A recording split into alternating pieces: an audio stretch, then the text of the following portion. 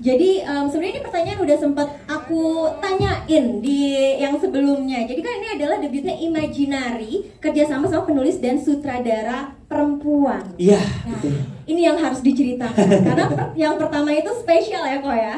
Iya, dan mungkin kalau teman-teman nonton tadi beberapa adegan di film ini itu hanya mungkin terjadi kalau yang bikin kayaknya harus cewek gitu.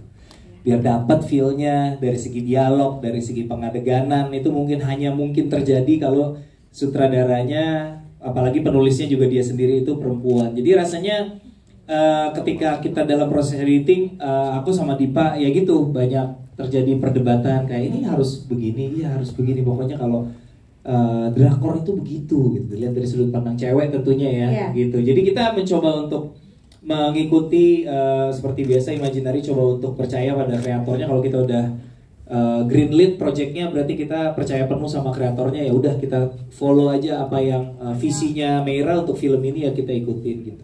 Oke, karena cewek baperan ya, jadi cocok nih bikin karya-karya yang bikin kita nonton baper gitu. Nah ini aku juga dapat spill nih, katanya tuh Imaginary itu selalu ngasih ruang berkarya nih untuk kreator baru yang mungkin kurang dapat kesempatan katanya di PH yang lain. Ini tuh bener nggak sih spillannya? Kurang dapat kesempatan di PH yang lain. Siapa yang nulis skrip itu kita itu? Memancing konflik. Aku dapat spill kayak gini. Memancing konflik sekali ya. Ya memang ini sudah saya tawarkan ke 15 PH, gak ada yang mau. Oke. Akhirnya ke suami sendiri ya. Gitu. Iya kebetulan tadi juga mungkin teman-teman lihat sebelum film ini dimulai ada teaser film kita berikutnya juga dari sutradara debutan juga. Sebenarnya sih nggak mematok ya, artinya kita juga sempat jatuh cinta seperti film jadi Lawrence juga bukan film pertama. Arif tidak mematok bahwa film Imaginary harus dari sutradara baru, tidak. Tapi kebetulan sejauh ini mungkin justru karena mereka baru, mereka punya keluguan dan semangat untuk menciptakan sesuatu yang belum pernah ada rasa di mana pengen menghadirkan sesuatu yang berbeda. Mungkin semangat itu lebih menggebu-gebu di dalam diri seorang kreator yang baru sehingga cocok sama sama DNA kita lah yang memang selalu mencari sesuatu yang memang otentik, yang unik dan fresh. Jadi ya sampai saat ini didominasi oleh sutradara baru gitu. Oke, baiklah. Nah sekarang kita mau berpindah ke Pak Dipa ya. Jadi kan kemarin sempat ada special screening itu di 5 kota ya kemarin ya. Dan reviewnya katanya bagus banget. Terus nanti juga bakalan tayang di JAFF dan itu juga udah sold out. Wah ini keren banget ya. Ini strateginya Imaginary itu gimana sih biar film yang dikeluarin selalu hype? Kayaknya ini juga bakalan calon-calon hype ya teman-teman ya. Amin. Strategi sih yang jelas memang setiap film kita pasti review apa sih yang bisa yang baik akan kita lakukan kembali, yang ternyata kurang efektif ya perlu kita review. Di film ini kan film yang dari awal kita lihat ini film perempuan atau film khusus untuk laki-laki. Cuman kita dari awal lihat film ini akan lebih berat kayaknya sepertinya ke perempuan. Strategi lebih banyak ke arah perempuan. Kalau soal tadi special screening mungkin lebih kepada kita pengen ngasih ke beberapa orang nonton duluan dan ngasih review ke kita timbal balik supaya kita juga lihat dari orang review tuh kita harus melakukan apa sih gitu. Jadi biasanya dari review kita akan meeting lagi dan menjadikan sebuah materi peluru promo baru gitu sih. Oke, baiklah. Nah sekarang aku mau pindah ke Teh Meira nih ya. Teh ini kan kalau misalnya kita nonton tadi bareng-bareng Cinta Tak Seindah drama Korea ini kan Korea banget gitu ya, rasanya kayak nonton Korea, tapi ada unsur Indonesianya juga. Itu gimana sih meramunya biar ngeblend gitu? Iya, banyak nonton drakor. Emang kerjaan saya nonton drakor, jadi saya tuh jarang banget kayak jalan sama teman-teman ke kafe yang makan terus apa gitu ya, jarang banget. Kayak aku tuh kerjanya di rumah dan nonton, suka banget nonton. Jadi dari nonton itu memang bener-bener mungkin kalau orang nonton menikmati ceritanya gitu ya, menikmati acting segala macam. Kalau aku nonton kadang-kadang ngebedah, terus ngomong ke Ernest gitu ya, tahu nggak Han, drakor ini mereka tuh bisa gini bla bla bla gitu ya. Oh oke, gitu. Oke, nggak apa-apa tapi ini black campaign ya. Sana jahat. Karena kan dia kan nggak relate, tapi aku tahu ketika kayak aku ngomongin produksi, aku ngomongin skenario, dia juga yang kayak ternyata bisa kayak gitu juga gitu. Jadi memang dari nonton, jadi kalau nonton itu misalnya anak-anak suka nonton gitu ya, itu it's not something like entirely bad gitu, karena sebenarnya dari nonton itu kita bisa mengembangkan imajinasi kita lagi gitu. Dan memang ya caranya ya dengan mengcombine lah gitu apa yang ada di drakor dengan kearifan lokal gitu. Jadi trial and error juga pastinya gitu. Ada beberapa yang memang udah di script, ketika dibaca oleh produser yang kayak ini kayaknya jangan kayak gini deh, dipertanyakan juga. Kayak tadi kan ada bagian yang tiba-tiba black tuh, black out gitu kan, yang setelah UT ditarik-tarik, terus kan black hitam gitu. Nah itu tuh sebenarnya aku pengen ngasih kayak rasanya kalau kita nonton drakor terus ada cliffhanger di akhir episode dan kita tuh harus nunggu next week untuk bisa tahu lagi apa yang terjadi. Nah itu tuh gimana caranya gue pengen incorporate itu ke dalam sebuah film gitu. Akhirnya jadilah scene itu. Dan itu tuh pas pertama awal Ernest gitu sama Dipa juga baca kayak ini apa sih gitu kan, kayak lu ngapain lu potong di tengah-tengah cerita lagi yang seru-serunya gitu. Iya, yang lagi naik gitu kan. Tiba-tiba gelap kirain mimpi, Kak. Nah, itu salah satu yang pengen aku cari juga, kayak orang kayak entar dulu itu ke Koreanya mimpi atau apa gitu. Jadi itu yang membuat orang bertanya-tanya karena esensi dari drama Korea tuh itu menurut aku salah satunya gitu. Oke, tapi tadi kalau kita nonton sebenarnya aspeknya nggak cuman ditarik-tarik direbutin sama dua cowok ganteng ya, tapi sebenarnya banyak cerita kayak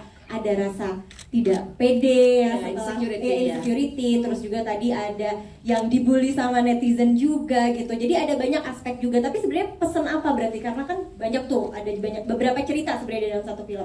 Pesan apa yang sebenarnya pengen disampaikan dari film ini? Pesannya adalah kalau kita lihat 3 orang cewek ini mereka sahabat, tapi sebenarnya sahabat itu nggak akan tahu benar-benar kayak 100% apa yang terjadi sama sahabatnya sendiri, walaupun mereka pergi bareng, mereka hangout bareng, kayak deket, tapi ternyata satu persatu mereka revealing permasalahan mereka yang itu terjadi di Korea gitu, yang ketika lagi liburan. Dan itu tuh buat aku kayak it's okay gitu, it's human untuk punya masalah, untuk insecure, untuk labil. Dia tuh labil banget kan, pengen kayak dia lu ngapain sih gitu, kayak dua-duanya ya. Iya, makanya kayak nggak apa-apa gitu, karena ketika kita menciptakan karakter yang terlalu perfect, yang terlalu kayak baik terus gitu, kayak nggak ada ininya gitu, kayak oh ya udah gitu. Tapi ini tuh karakternya yang memang dengan segala problematika manusia, dan memang nggak apa-apa gitu. Pengen bilang sama penonton kalau mereka juga punya kok problem dengan kehidupannya masing-masing, and it's okay, it's human gitu. Oke, dan tadi kalau kita lihat di tempat syutingnya di Korea itu banyak ke Namsan, ke Hyuga. Itu pemilihannya karena keinginan pribadi kah atau karena emang pengen promosi tempat-tempat di Korea? Iya, jadi ada beberapa yang memang itu drakor banget gitu ya, kayak Namsan. Sebenarnya ada satu yang kita pengen banget bisa syuting. Kalau teman-teman nonton drakor mungkin sering lihat ada library yang buku-bukunya tinggi banget. Nah itu Starfield Library, itu salah satu wishlist aku yang aku pengen banget syuting, tapi kita nggak bisa. Jadi sebenarnya memang ada, aku ngelihat kalau penonton drakor ke Korea pengennya kemana sih gitu. Nah itu salah satu yang ini. Tapi kalau kayak Hyuga, terus cafe yang dulunya asramanya BTS ya, pasti ARMY akan tahu. Dan juga ada kantor Hype yang lama, nah itu juga ARMY juga pasti tahu. Pengen buat ARMY Indonesia yang belum bisa ke Korea, bisa ikut bareng sama Dea, Kika, dan Tara untuk jalan-jalan dan lihat kayak apa sih kondisi di sana gitu. Oke, itu dia ternyata ya alasannya. Nah, sekarang kita mau berpindah ke Lutesha nih. Ute kan selama ini yang kita tahu peran-perannya dapetnya yang badass ya katanya, yang takut ya. Nah, terus sekarang dapat peran yang Kyowo ya kan? Itu kamu gimana sih caranya merubah itu dan ya memaknai peran ini? Apa yang bisa diambil juga dari karakter dia? Iya sih, aku aku juga tahu bahwa aku tuh sering di stereotype perannya tuh selalu badass atau enggak cewek-cewek yang emo, depresif gitu. Tapi saya sangat berterima kasih atas kesempatannya Mbak Mera dan Ko Erna setelah mempercayakan karakter dia ini ke aku gitu. Untuk memaknainya sih aku sangat belajar dari karakter dia ini. Aku ketika syuting aku merasa aku tuh belajar know when to stop, kapan aku harus berhenti.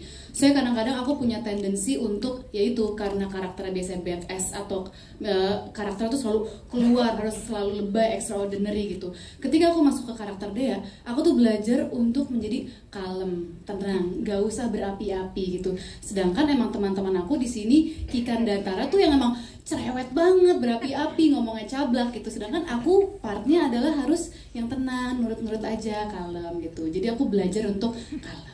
Yin yang ya ini ya persahabatannya ya. Nah, tapi ini aku mau bertanya Dea sebagai Lutetia ya. Kalau di dunia nyata, kamu dihadap Lutetia sebagai Dea. enggak sebagai justru emang jadi bukan jadi sebagai orang yang nyata di dunia nyata. Lutetia. Sebagai Lutetia, kalau dihadapkan dengan pilihan seperti Dea, nah, kamu akan memilih Mas Bimo. Saya sih Eka, saya tim Eka. Green flag. Bener-bener. Mas Bimo atau Opa Julian nih?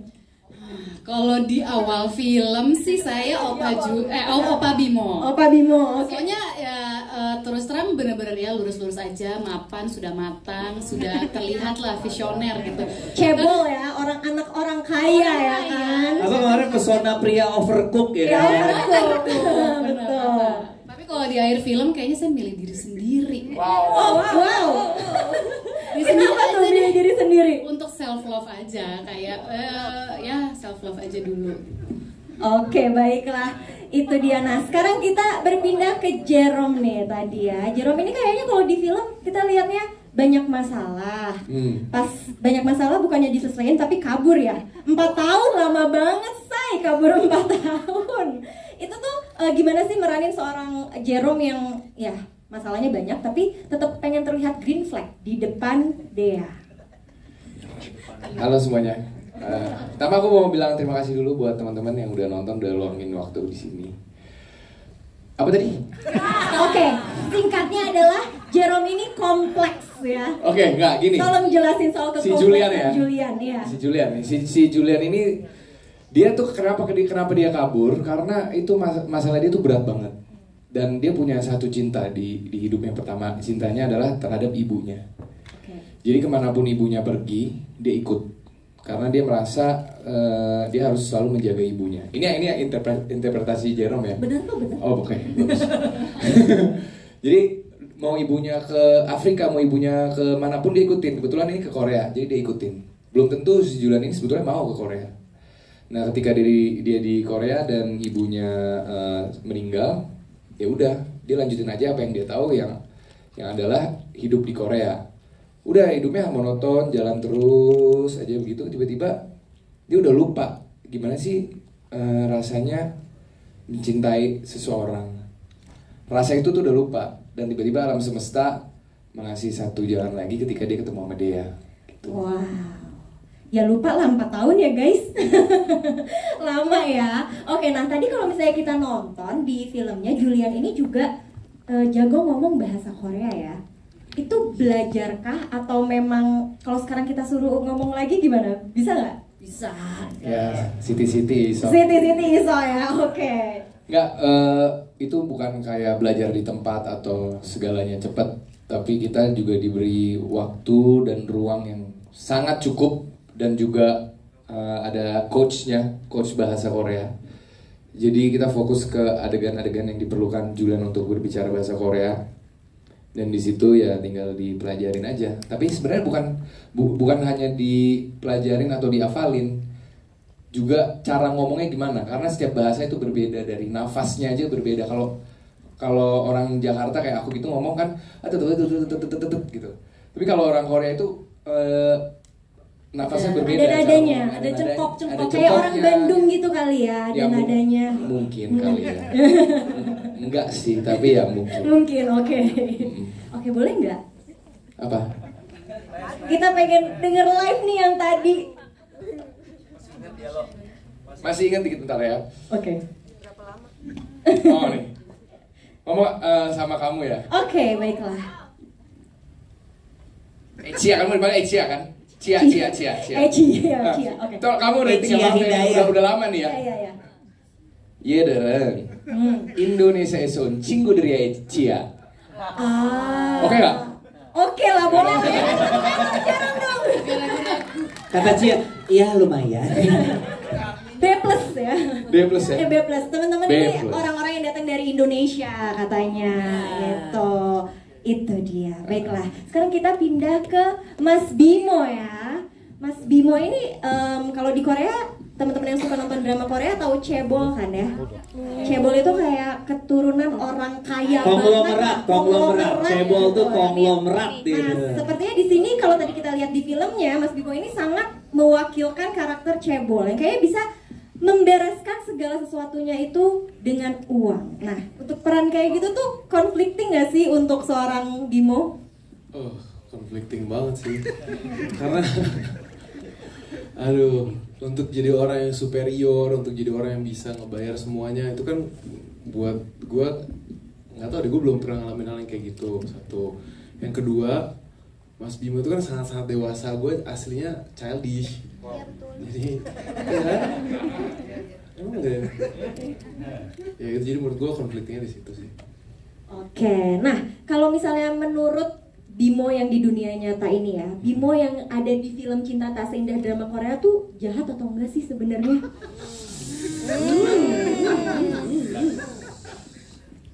Kayaknya teman-teman udah bisa ngejawab tadi dengan menurut gue sih, menurut enggak. Tim Bimo mana tim Bimo? Sendirian. Terima kasih. Ada lah. Emang Julian nih. Iya, menurut gue pribadi sebenarnya dia nggak tahu apa yang dilakukan itu benar atau salah, karena dia terjebak sama kebenaran yang dia pikirin sendiri sih. Jadi menurut Mas Bimo Ya. yang dilakukan nggak salah. Menurut gue yang dilakukan sama Mas Bimo, dia lebih ke arah terjebak sama situasi yang dia yakin itu benar. Oke. Tapi itu sih Jalan ya. yang menarik, maksudnya dari skrip ini menurutku kalau ada tokoh antagonis ya kita nggak bisa bikin benar-benar antagonis gitu. Jadi teman-teman juga sebagian kayak kalau gue jadi Bimo mungkin jangan gue akan memilih untuk solusi itu bisa gitu. ngerti gitu Iya, ya. jadi ada karakter, setiap keputusan karakter itu memang harus mengundang empati. Penonton juga bisa, mungkin penonton belum tentu setuju, tapi at least penonton bisa ngerti kenapa dia melakukan hal itu gitu. Alasannya kenapa kayak gitu karena ada sebabnya ya. Oke, nah sekarang kita akan beralih nih ke Rafli. Rafli kan di sini jadi sukanya sama nuna-nuna ya, sukanya sama kakak-kakak nih. Aku mau nanya, ada ke-awkwardan nggak harus berperan sama seorang Anya? Oke, halo semuanya. Sebelumnya aku Rafli dan makasih udah hadir. Aku sebenarnya kalau tentang ke-awkwardan itu mungkin di awal ketika proses reading ya, itu pasti awkward banget sih, karena begitu kita mencoba di naskah itu mencoba scene itu, adegan itu, aku ngerasa cukup awkward. Tapi karena kembali lagi kepada director yang sangat top, jadi kita semua jadi kita benar-benar dilatih untuk gimana caranya hubungan relationship antara karakter itu tidak awkward dan ya udah just go with the flow gitu. Dan ketika proses syuting pun aku ngerasa udah nggak ada awkward lagi. Tetapi kembali ke adegannya ya, di adegan itu aku tetap harus ada rasa awkward. Jadi untuk Raflinya mungkin aku tidak merasa awkward, tapi untuk Sakti itu ngerasanya sangat awkward gitu. Jadi berpacar nggak sih? Udah diizinin. Jadi approve ya izinnya ya? Di-approve. Kalau boleh nambahin, waktu pas lagi reading, jadi readingnya tuh aku banyakan di rumah. Jadi mereka tuh datang ke rumah hampir setiap hari. Mereka datang ke rumah untuk reading, jadi suasananya juga lebih lebih santai gitu ya. Jadi pas reading kan dia masih kayak Kak, maaf ya Kak, aku ini iya udah nggak apa-apa gitu. Hanya yang kayak ya nggak apa-apa, pegang aja deh gitu. jadi lucunya dia yang kayak ya Kak minta izin terus kan gitu, tapi Anya yang ya udah nggak apa-apa kan emang adegannya gitu pegang pegang aja gitu. Lucu sih, tapi memang yang mau kita jaga itu jangan sampai Rafli menjadi terlalu nyaman sampai ketika dia melakukan itu di waktu ketika syuting sudah kelihatan terlalu jago gitu. Jadi harus tetap ada awkwardnya gitu. Kan itu kan ngeramasin rambut ya. Nanti kan kita bingung ya. Bingung tadi kayak dia biasa ngeramasin siapa nih gitu kan. Gitu ya. Kan makanya tadi kan kayak ada awkward. Nah, itu yang kita tetap jagain gitu. Iya, benar. Tadinya mau belajar nyalon dulu sebenarnya. Nggak usah Kak, nggak usah ya. Jangan terlalu jago, nanti banyak yang ngantri soalnya di sini. Oke, tadi kalau kita lihat di film juga itu adegan yang paling kita ingat soal perannya Anya adalah dimana dia dibully ya sama netizen gitu. Banyak banget komen-komen jahat yang masuk. Apakah ini seperti kamu di dunia nyata dan apakah ini bisa membantu kamu dalam berakting di film ini? Gimana nih? Oh, maksudnya ini bulian komen. Iya, jadinya kan kalau misalnya pernah kan berarti jadinya mungkin lebih mudahkah untuk pada saat berakting? Oh iya. Sebenarnya itu udah pasti pernah kalau bulian komen gitu. Cuman untuk membantu ke actingnya juga ya mungkin bisa jadi kali ya karena dulu sempat familiar gitu. Tapi nggak masalah, aku tidak pernah sakit hati. Keren. Ya udah lewat sih fase-fase dia sensi sama komen tuh udah lewat ya. Sekarang udah tebel Udah kulitnya. tebal ya, udah nggak apa-apa. Berarti waktu itu mungkin ada support system ya, karena kan sebenarnya di film ini nyeritain tentang persahabatan. Betul. Menurut Anya sendiri seberapa penting sih adanya support system dari sahabat-sahabat? Nah jujur kalau aku sebagai Anya, jadi kan kalau Tara ini kan juga support system yang paling besar tuh bisa dibilang dari Dea sama Kikan kan, dari sahabat-sahabatnya gitu. Kalau aku pribadi juga aku selalu menemukan support system dan selalu nyerap energi-energi yang baik tuh selalu juga dari teman-teman aku.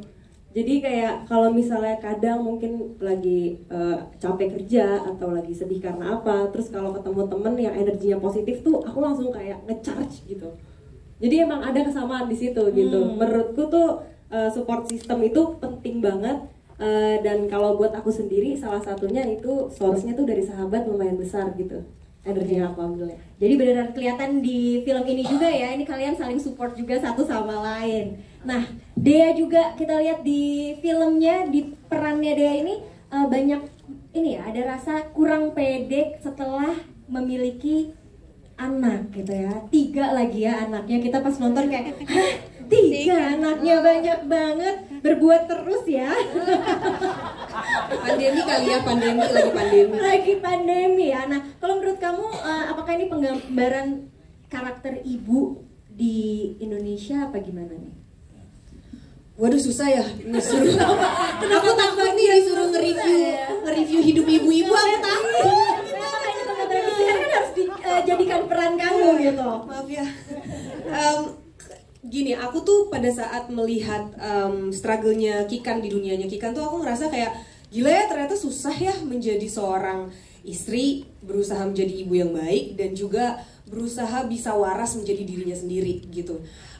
Tapi aku tuh cukup familiar, memang di luar sana ada teman-temanku yang memang usianya sudah seperti aku dan udah punya anak gitu. Mereka selalu bilang bahwa Dek, jadi ibu tuh sulit loh, nggak gampang, capek kata dia gitu. Cuman kadang-kadang aku tuh gak relate banget karena memang aku belum pernah punya anak gitu. Aku nggak tahu gimana caranya aku ingin ada bersama temanku untuk ngerasain capek yang sama gitu. Nah di film ini tuh dijelaskan banget bahwa alasannya tuh kenapa salah satunya untuk seorang perempuan mengalami rasa itu, stres, kehilangan dirinya, perubahan yang terjadi dalam tubuhnya yang kadang-kadang mungkin environmentnya tuh nggak tahu sebenarnya struggle-nya apa gitu. Jadi terima kasih banget buat Teh Mei gitu, waktu aku pengen jadi Kikan ini tuh aku sempet bingung dan takut sebenarnya, kayak gimana ya caranya aku bisa setidaknya cukup tepat memainkan karakter ini, karena buat aku kayak penting banget untuk aku bisa sedikit membantu meneriakkan suara-suara ibu-ibu di luar sana menjadi Kikan untuk bisa lebih didengar, lebih diperhatikan lagi. Begitupun untuk mereka-mereka bisa lebih terbuka terhadap orang lain bahwa hey, gue butuh bantuan, tolong bantu gue gitu. Oke, tapi menurut aku sih kalau aku lihat itu yang bagian paling sedih adalah walaupun aku juga belum jadi ibu, cuman pas dia ngaca itu kayak aku ngerasa sedih aja, nggak tahu karena aku pisah. Iya, iya. Aku jadi nangis gitu. Sama Princess, tapi aku ngerasa setelah aku ngobrol terus sama Teh Meira juga sharing banyak hal tentang kejadian-kejadian yang terjadi dalam dirinya. Aku jadinya punya kesimpulan bahwa kadang manusia itu dalam proses mencintai orang lain, kita juga bisa kehilangan cinta untuk diri kita sendiri gitu. Jadi buat aku Kikan itu kayak ngasih tahu ke orang-orang di luar sana, jangan lupa cinta sama diri sendiri juga gitu. Oh. Yo. Oke, itu Kikan ya. Sekarang kita tanya suaminya ya, si Green Flag nih. Saja. Salam laki-laki green flag. Pacaran dari SMA sampai nikah. Nah, tapi kan pas pacaran pada saat SMA sama nikah itu kan akan mengalami perbedaan ya. Gimana sih kamu berdua ini kayak ngebedain acting pada saat jadi anak sekolah, cintanya anak sekolah sama cintanya suami istri gitu? Pada umumnya kalau apa ya, istilahnya monkey love ya. Kalau pada saat sekolah itu kan itu cuma lucu-lucuan. Cinta monyet. Iya. Kamu bilang apa tadi? Monkey love. Gue dengerin mengkilap. Apaan itu? Emang mengkilap? Gue dengerin. Maksudnya Monkey love. Oke, anyway, next. Jadi pada saat pacaran di sekolah itu kan lucu-lucuan, cita-citaan gitu. Nah, pada saat sudah menikah dan punya anak, kebetulan aku sendiri secara pribadi sebagai Sada sudah menikah, udah punya anak, jadi aku tahu betul rasanya perubahan tersebut gitu, dan kehidupan di pernikahan seperti apa, kehidupan dengan ada anak-anak itu seperti apa, dan benar itu perubahan yang sangat drastis gitu dari segi asmara, dari segi ekonomi, dari segi segala macam lah gitu. Jadi kalau mau dibilang beda jauh gitu. Oke, tapi di rumah suka masakin mie instan buat anak-anak? Suka karena itu doang yang aku bisa masakin. Oke, baiklah kalau gitu boleh tepuk tangan untuk cast dan juga feedback.